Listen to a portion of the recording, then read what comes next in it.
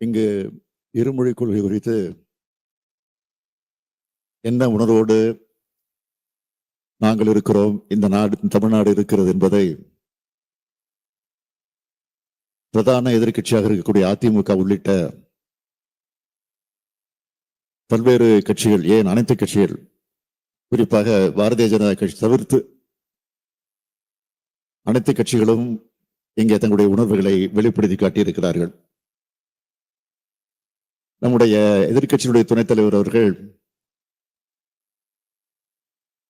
அதிகாரிகள் மூலமாக இந்த இருமொழி கொள்கை, மும்மொழி கொள்கையை குறித்து மத்திய அரசிடமிருந்து, ஒன்றிய அரசிடமிருந்து கடிதம் வந்ததாகவும், அந்த கடிதத்திற்கு விளக்கம் தந்த போது அதில் ஒரு தவறான கருத்தை நாடாளுமன்றத்தில் பதிவு செய்யக்கூடிய நிலையில இருந்திருக்கிறது என்பதையும் சுட்டிக்காட்டியிருக்கிறார்கள்.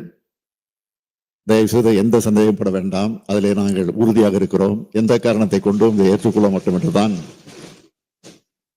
அவர்களுக்கு நாங்கள் விளக்கம் தந்திருக்கிறோம். இன்னும் கூட இந்த நேரத்தில் என்னுடைய அன்பான வேண்டுகோள், ஏனென்றால் பிரதான எதிர்க்கட்சியாக இருக்கக்கூடிய அதிமுகவை சார்ந்த எதிர்க்கட்சியினுடைய துணைத் தலைவர்கள் பேசுகிற போது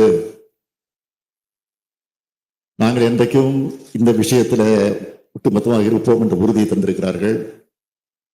இன்று காலையில கூட நம்முடைய எதிர்க்கட்சி தலைவர் டெல்லிக்கு சென்றிருப்பதாக செய்தி வந்திருக்கிறது. டெல்லிக்கு செல்லுகிற நேரத்தில் யாரை சந்திக்க போகிறார் என்ற அந்த செய்தி வந்திருக்கிறது. அப்படி சந்திக்க நேரத்தில் இது குறித்து அவர் வலியுறுத்த வேண்டும் என்ற அந்த வேண்டுகோளை இந்த அவையின் மூலமாக நான் எடுத்து வைக்க கடமைப்பட்டிருக்கிறேன்.